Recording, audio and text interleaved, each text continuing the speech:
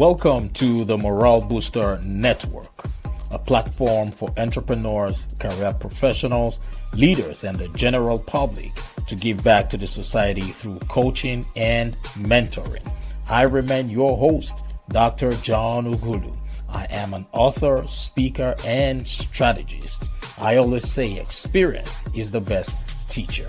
You can stream or download this podcast from YouTube, Spotify, iHeartRadio, Apple Music, Google Podcast, Player FM, and Pandora. Sit back, relax, and enjoy the show. Hello, Morale Boosters. Welcome to the Morale Booster Podcast. I am Dr. John Ugulu, your host, and today I am thrilled to welcome my special guest, Dusten Hendrickson. Now, if this is your first time listening to the Morale Booster Podcast, you're very welcome. Please remember to like, leave a comment, and share the broadcast. And here's the reason why. It's because you might just be saving the life of that one person who has been waiting for a lifetime to hear the message that we will be sharing today. So let's embark on this inspiring journey together. I always like to remind members of the Morale Booster Empire that every day above ground is indeed a blessed day. And yes, it is a blessed day. And here's the reason why. Because so many people went to bed last night having plans for today. But unfortunately, some couldn't see daylight. But guess what? You can hear me speak right now because you are blessed with one of the best gifts ever, which is the gift of life. So if you are genuinely happy to be alive this moment, wherever you are, wherever you're listening to me from, I want you to place your hand on your chest and say, I am blessed. Yes, you're blessed. So before we get started, I want to once again remind you that if you feel blessed enough or inspired by today's podcast, you can support the work we do here by making a donation to the John Ugulu Foundation. The foundation is committed to providing coaching and mentoring services to many. So if you'd like to contribute and make a difference today, I want you to go over to our website, www.johnugulu.com. It's www.johnugulu.com. Or you can click the link in our show notes below. Today, I will be having a guest, Dusten Hendrickson. He is the owner of Mailbox Money, and it is dedicated to addressing the affordable housing crisis through innovative design, efficient construction, and strategic investment in wellness multifamily real estate. So by developing and designing high-quality, affordable housing solutions, acquiring value-added properties, and investing passively as a limited partner, Dusten creates opportunities for individuals and families to thrive in sustainable and accessible communities, empowering others to invest in impactful projects. Now, drawing on extensive experience in affordable design build projects and a deep understanding of the challenges faced by frugal communities, Dusten focuses on creating value-add multifamily housing that aligns with his mission to make housing more affordable and accessible. Ladies and gentlemen, without any further ado, please join me as I welcome to the Morale Booster Podcast no other person but Dusten. Dusten, thank you so much for joining me on this program. Yeah, you need to unmute your mic. Hey, Dr. John, thanks a lot for having me. That was quite the intro. The music, that was good. Good. I like the intro music. That got me going. Thank you so much. Thank you. So how's the weather in Florida? Well, it's nicer than everywhere else in the United States, but it's still a little bit chilly. It's been a little cloudy, Mm. but sun's coming out today, and we're going to enjoy that sunshine. Right. Thank you once again for joining me on the program. All right, so let's get started. So, Dustin, your work with Mailbox Money focuses on solving the affordable housing crisis through innovative design and construction. So, Hmm. how did you first become passionate about creating accessible housing solutions? And how does your personal mission align with your work? Well, I became passionate about it because just naturally, I like efficiency. Efficiency drives me. I've always been efficient. Like when I was younger in school, I would get my homework done before the class was ended. So I've always had a drive for efficiency, and efficiency is key to creating financially sustainable projects. If your project's not financially sustainable, it needs to be first and foremost financially sustainable. Otherwise, other people get sick of supporting your project. So the project has to stand on its own, and efficiency is the easiest way to accomplish that. And it aligns with my mission because it allows more people to have affordable housing. Like our model works without any government subsidies, although it does qualify for some government subsidies, and that can bring the rents down even further. But Yes, thank you so much for sharing that. Efficiency is paramount.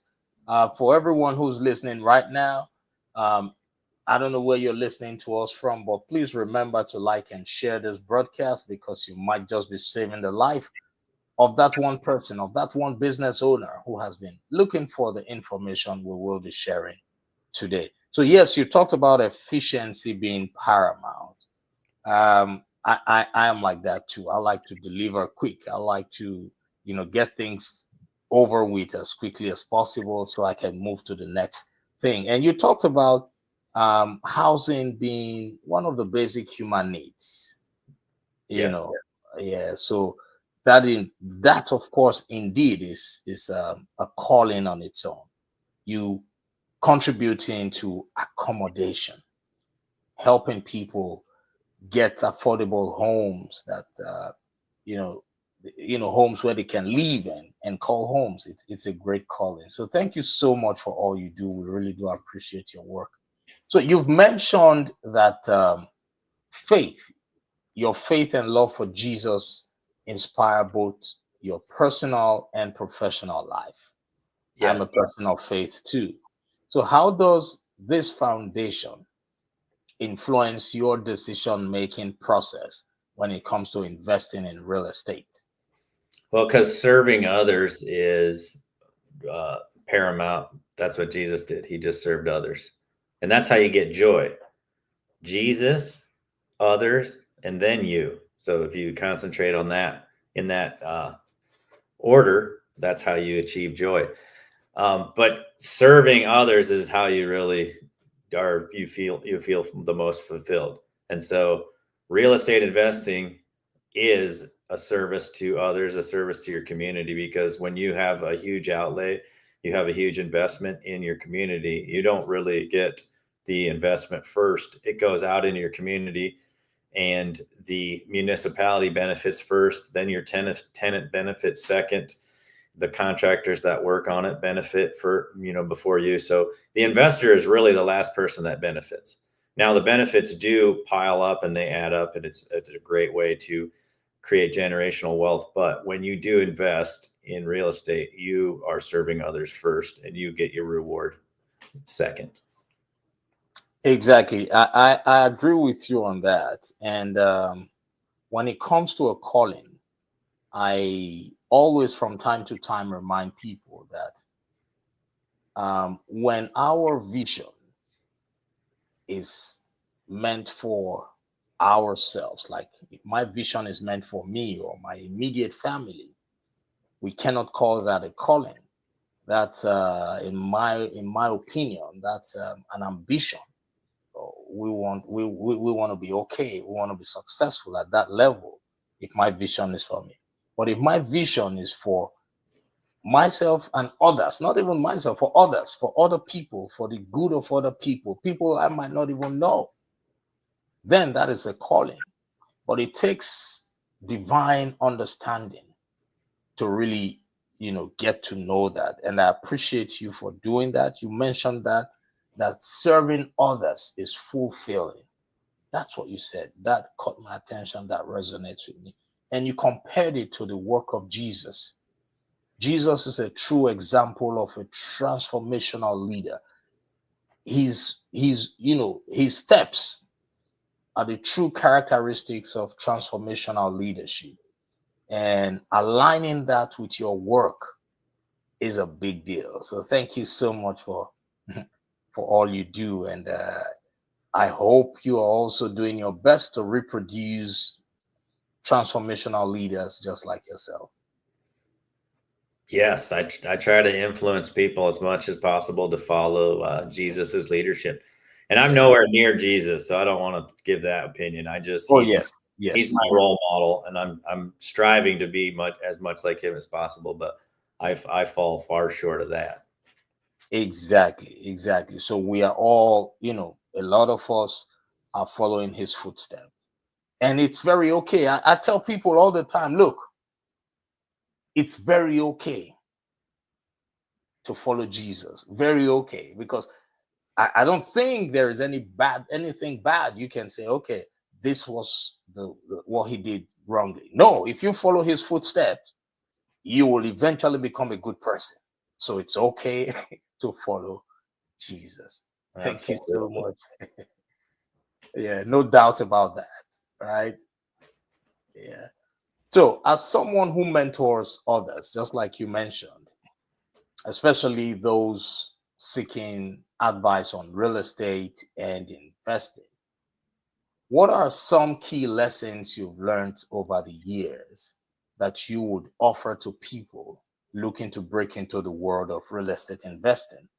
And yeah, I'm also very interested in this too, because this Yeah. might be free classes for me right now. Yeah. Well, there's a few things. One, real estate is very painful to get started investing in. And so that's like a discouragement to some people.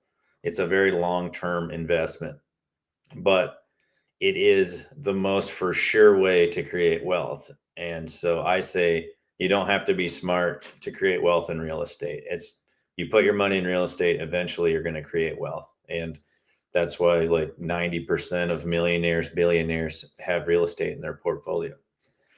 The other thing I'd say is that you can never look at it as like, does it make sense to buy real estate today? Because almost every time you do the calculations, it doesn't make any sense.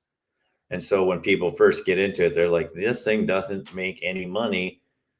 How does this ever work? But that's just the barrier to entry. The barrier to entry is very high. And you have to realize that it will make a lot more sense in 5 years. Your investment makes a lot of sense in 5 years. And a lot of that has to do with inflation.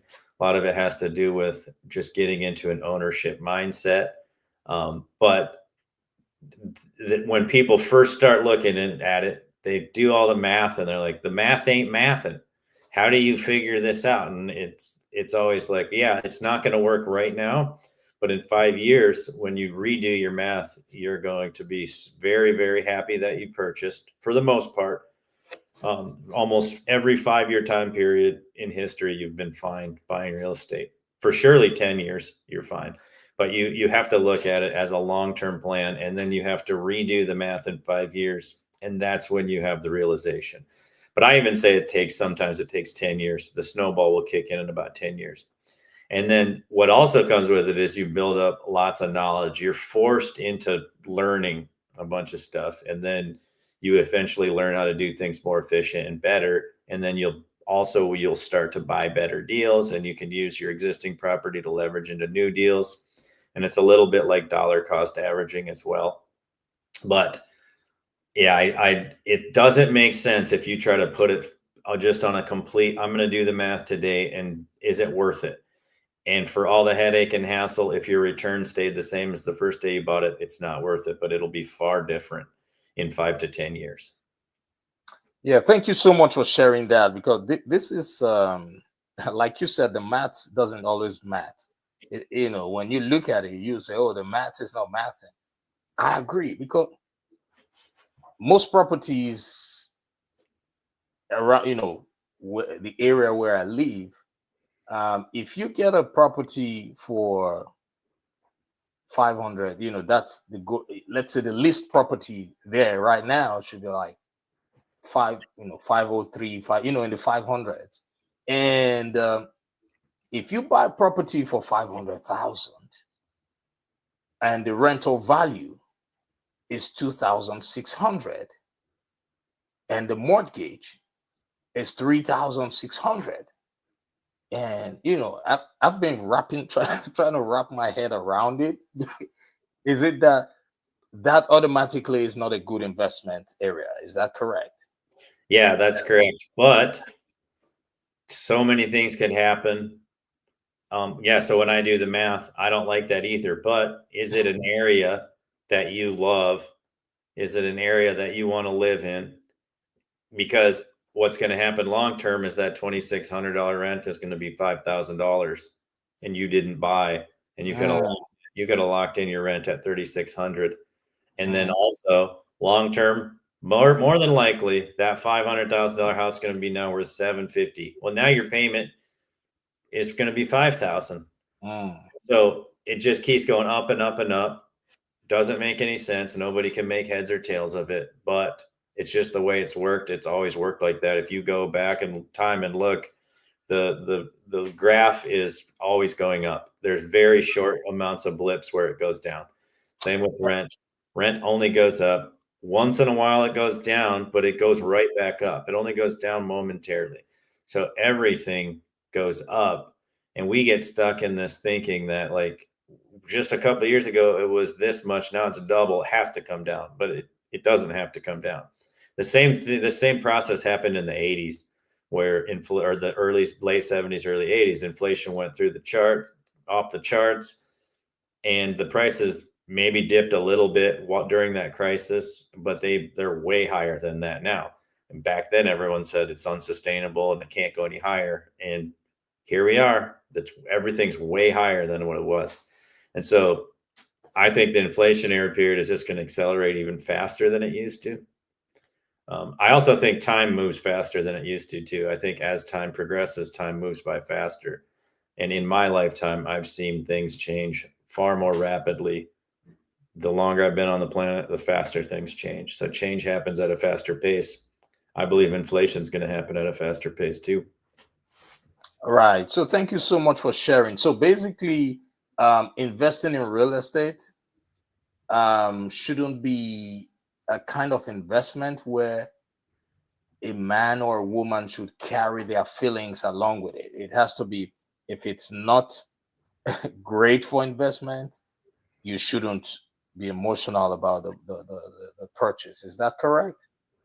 Yeah, but the problem is emotion always gets dragged into it. But yes, you want to be less emotional. That's the same with any type of investing. You want to remove emotion, but the it's more about that you have to be able to look forward into the future and understand what is the future going to be like. And it could be that the prices will drop momentarily, but it only happens for a short period of time. And it's like catching the stock market when it goes down. It's very hard to time. It's almost impossible. Pretty much no one can do it. And that's why most people, they buy high and sell low. With housing, it's very similar. So the best thing to do is to just buy, figure out how you can get into the market, because 5 to 10 years from now, time's going to be past, rents are going to be higher, values are going to be higher, your mortgage is going to be the same. And Right. so that's how real estate works. It's very hard to understand, but you could just track it. Just go back in your time, go back 5 years and look at how much rents were, how much mortgages were, then go back 10 years and go back 20 years. You can do it, and you can see the pattern's exactly the same. And for most time periods, buying real estate doesn't make sense. It only makes sense after the crashes. So yeah, in 2010, made a lot of sense to go out and buy a bunch of real estate. But guess what? It was hard to buy real estate then because very few people would loan on it. People thought the real estate market was going to be doomed forever. And so there's still a lot of pessimism. It's actually easier to buy when markets are going up because everyone will loan on it and they think that the market will continue to always go up. So it's actually easier to buy in boom times, harder to buy in times of depression when you actually should buy. So there's all kinds of reasons why you're told never to buy. You like, oh, you should never buy real estate. It's really hard to buy. Well, because now boom times you can get a loan, but it doesn't make any sense because now I got to pay an extra $1,000, and it's actually cheaper for me to rent.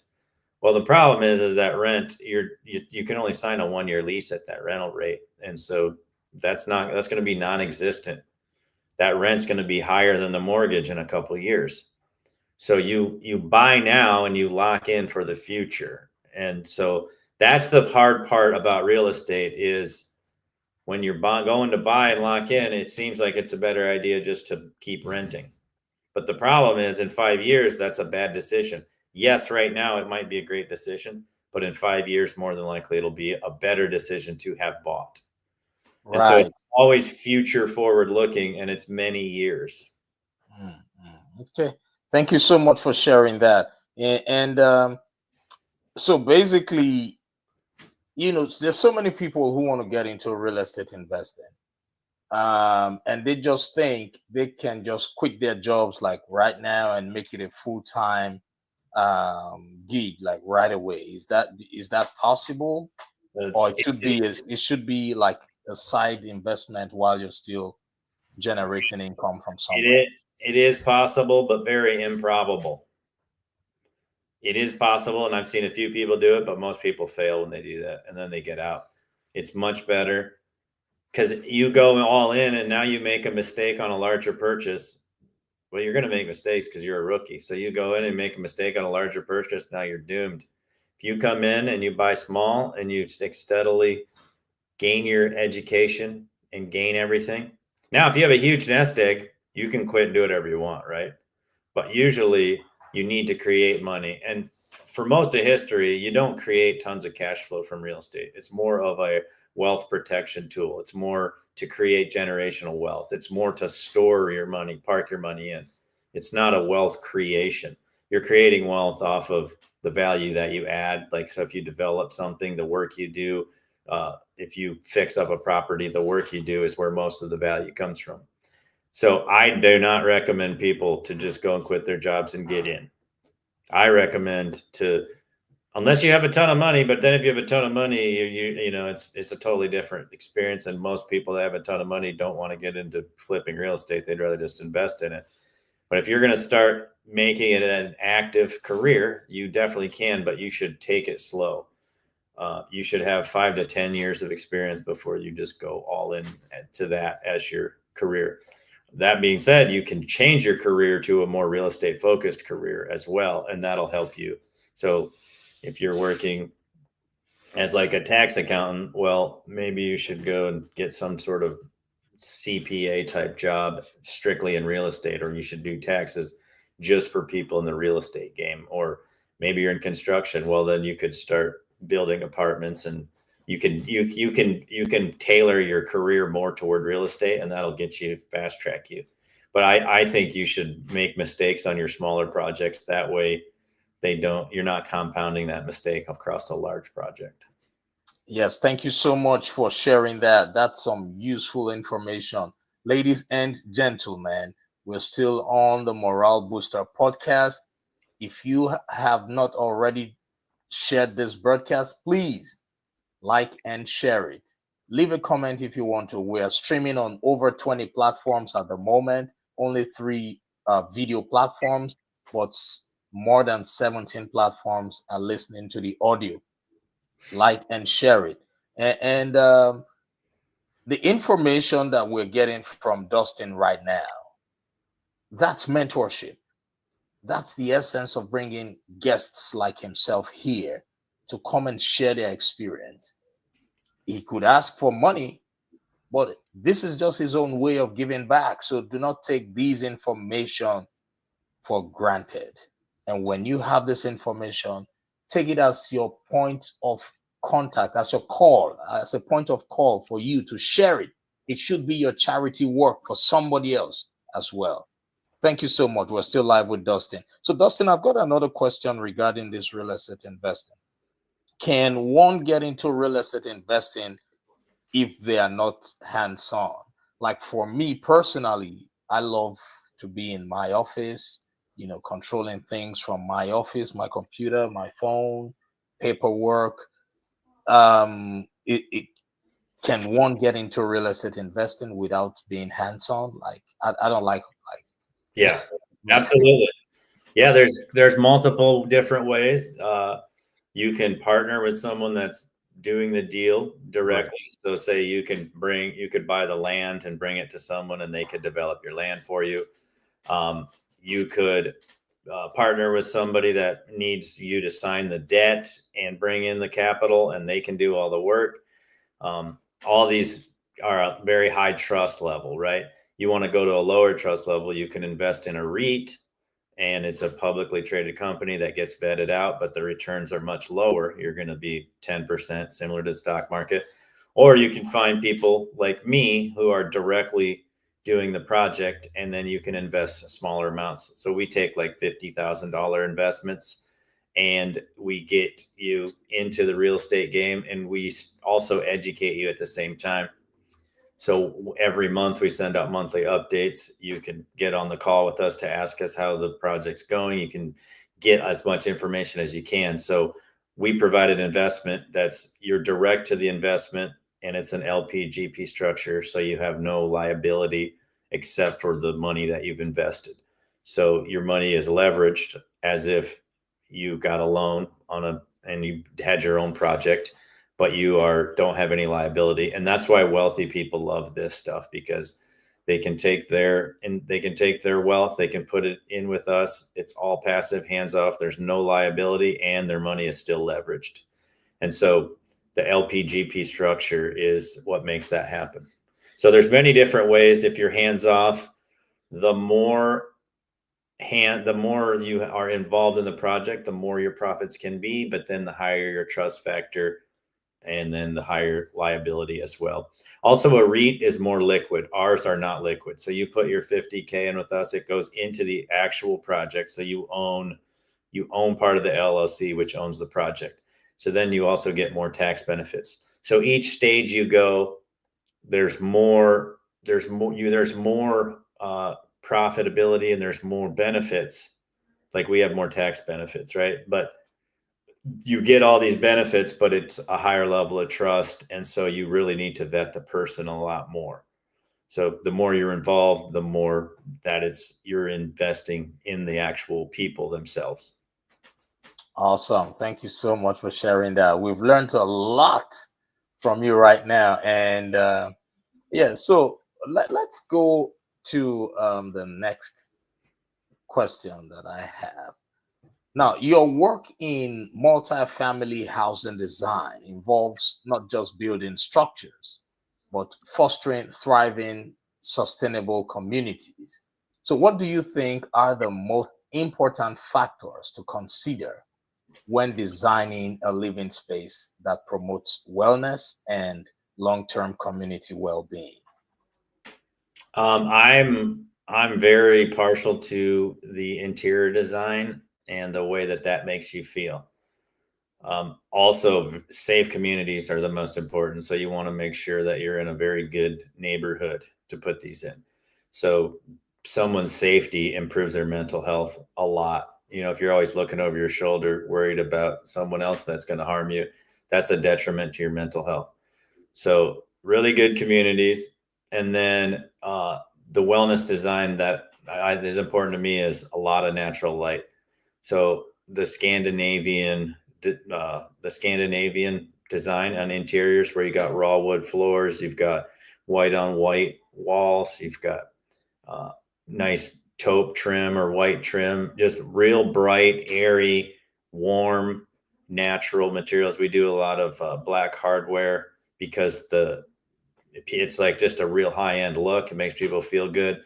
quartz countertops. Those make you feel good, like when you're preparing food on a real stone type surface. There's something about all that. So everything that you can grab and touch is high quality, and it's a real nice aesthetic design. It has a sense of pride of ownership. Even if you don't own the place, you have a sense of pride of living there. And then we like to be close to parks, schools, neighborhoods, so you can, easily be out in nature. And the unit also, with all the light that comes in, you're kind of drawn. Also, there's a natural connection where you're drawn into nature. So those are quite a few things. Also, quiet living. And then we do smaller boutique buildings. They're like, so instead of building one huge building, we just put in 4 individual buildings, and that's how we get our density up. But these small boutique buildings fit in the neighborhoods, and they don't overpower the surrounding homes, and so they fit real nicely. But being in those kind of communities really helps. I find that the sense of pride of ownership is huge for people to just, I don't know if it's just building up maybe their morale, but making them feel better each day is kind of the point of wellness design. Like if you wake up and you have a much nicer bathroom and shower, and the flow of your apartment's perfect, and you've got washer and dryer right there, nice new appliances, all these things that people want, the necessary amenities that people want. And then the other things, not so much, like elevators, I think are unnecessary. They're just something that breaks. They cost a lot of money. And our inclusive design is on the main floor. So everything on the main floor is all accessible. And then anything on the top 2 floors is where the rest of the tenants live. But yeah, it's a very inclusive community, very accessible. All those types of things are very important when designing comes to mind. But then on top of it all is efficiency overall, because it has to be financially sustainable.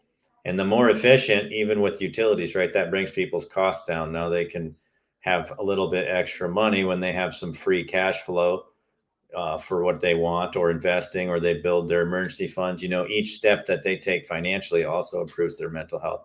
So efficiency is important, because spending $500 a month on a heat bill in the winter that's not very fun for anybody to do. Versus if you know exactly what your utility bills are going to be each month, it's a little more approachable with your budget. And so just all those little things combined are what we concentrate on. So yeah, wellness design and efficiency, number one, but sense of pride as well. So it has to be beautiful. Beautiful architecture is very important to me. It's important to the community. The community sees your architecture is beautiful. They want you to build more of it. So Yes, thank you so much for sharing. Those are beautiful points, and yeah, and I believe anyone who is looking into investing in real estate can say at this point that they have found a mentor in Dusten. Is that correct?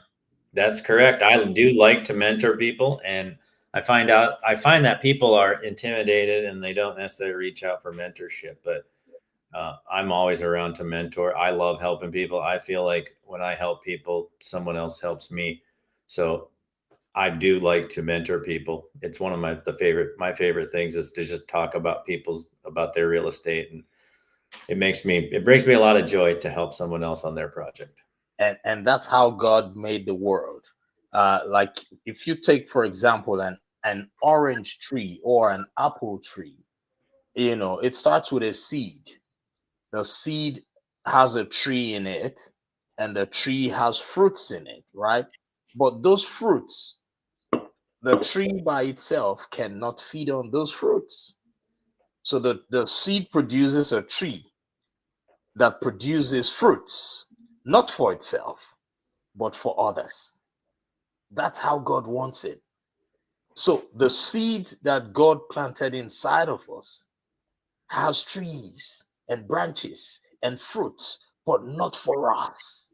That's why it's when we find our calling, it becomes so sweet because we know we don't own anything.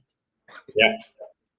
Yeah, so you go out there, you learn, you develop the seed, you nurture the seed, you water it, you make it grow, and when it produces the experience that you have and the results that you have, they are not for you, they are for others. What Mhm. is meant for you is with someone else. Yeah, Someone else's calling is what you will benefit from. I love that fruit analogy because honestly, I have been the most successful when I just add value to others, like, or just add value in general. That's when I'm the most successful. And I don't have to worry about my personal finances because of that. If I was just worried about my personal finances, I'd still be worried about my personal finances.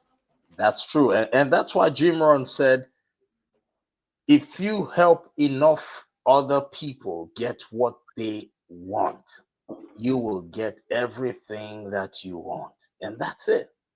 Hmm. So the more fruits the orange tree produces, the more people it nourishes, the more acknowledgement it gets from those people who are nourished through the fruits. The more feedbacks, the more remarks. If you're going to sell the fruits at some point, the more money you make. So the more people we help, the more we get back. That's the law of sowing and reaping. Yep. You have to sow before you reap. So thank you so much for all you do. And there is a I don't know if it's new though. There is a technology that I have seen. They call it epoxy for floors, Yep. like liquid Yep. for garage floors, and now I see them using it to do marble like floors for interiors. Hmm. Um, you know, we have not been paid to do any advertising from them. This is not advertising. Do you recommend? Do you know people who use them? Yeah. Would you recommend?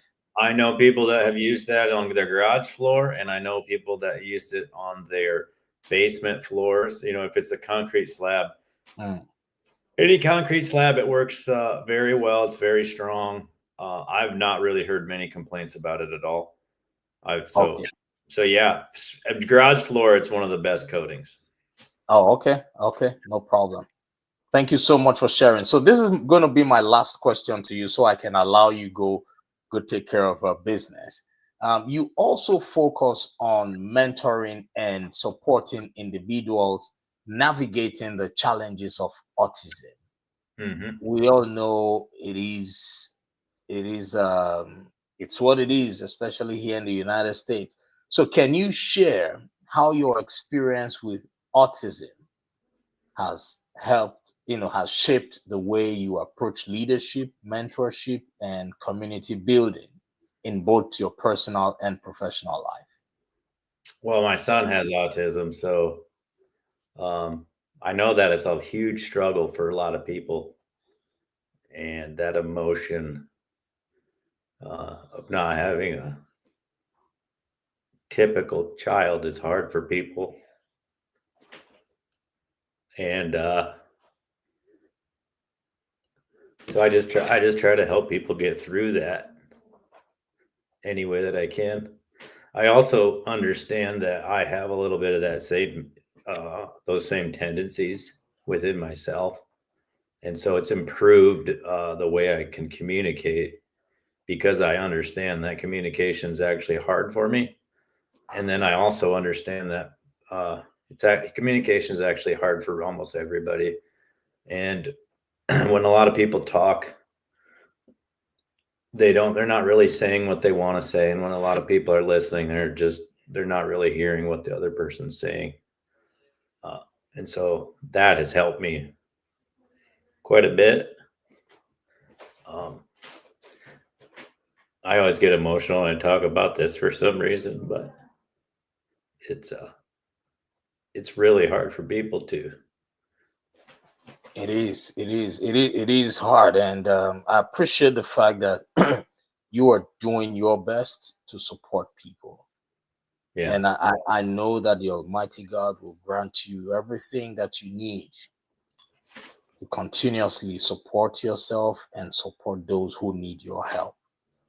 pray that the Almighty God grants you more grace, more wisdom, more knowledge, continuous understanding. Yeah. Understanding is key, continuous understanding, and Hmm. the ability to take your ministry. To me, it's a ministry. You might not see it that way, but it is a ministry. Pray that God grants you everything you need to take that ministry to greater heights. In Jesus' name, amen. Amen. Amen. Yes, thank you so much for that. It's been a pleasure having you on the Morale Booster podcast. I know somebody has been blessed and touched today by your words, your mentorship, and I hope when next I invite you to the Morale Booster podcast, you will be willing to come and share some words of wisdom. Absolutely. I can talk all day on this growth mindset stuff. Yes, yes, thank you. So how can people reach out to you? What's the best contact information? I'm on LinkedIn as Dusten Hendrickson. And then my website is www.mailboxmoneyre.com. And you might have to fill out a couple of forms or whatever, but if you fill out those forms, you'll be in our system, and whatever you want, if it's mentorship or if it's you just want to talk about autism or anything like that, whatever it is, just make sure you note it down. And usually the less businessy that the like if you don't want to talk business, it's actually easier to get a hold of me. So if you're just reaching out for mentorship, or your kid has autism or someone you know has autism and you want to help, you want to figure out how to help them, that is actually grabs my attention more than work stuff. So whatever you want to talk about, just leave in the description and someone will let me know about it and we'll definitely get back to you. All right, thank you so much, ladies and gentlemen. His contact information is right there with you on the podcast notes. If you've got any questions, comments, or concerns, feel free to reach out to him. And I always tell members of the Morale Booster community that whatever has a beginning surely does have an end. It's about that time where we need to bring this program to a close. And we are excited to share some amazing ways for you to stay connected with our mission and continue to grow together. Your support and engagement means the world to us. And there are several ways you can get involved in what we do. You can support with a donation. I'd just like to remind you that if you feel blessed, once again, if you feel blessed by today's podcast, you can support the work we do here by making a donation to John Ogulu Foundation. It is a 501c3 nonprofit organization.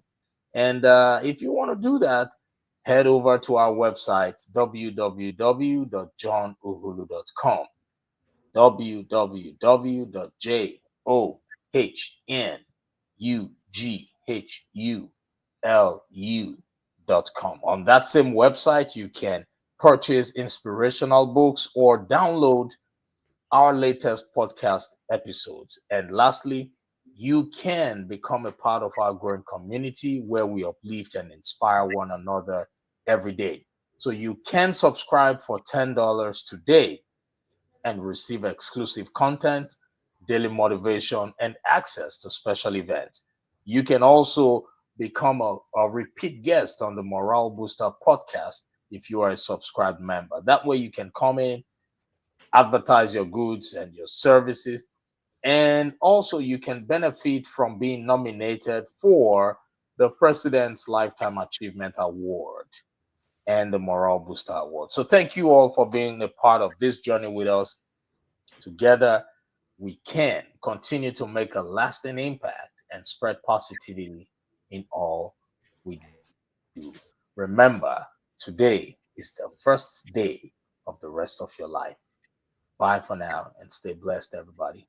Thank you, Dustin.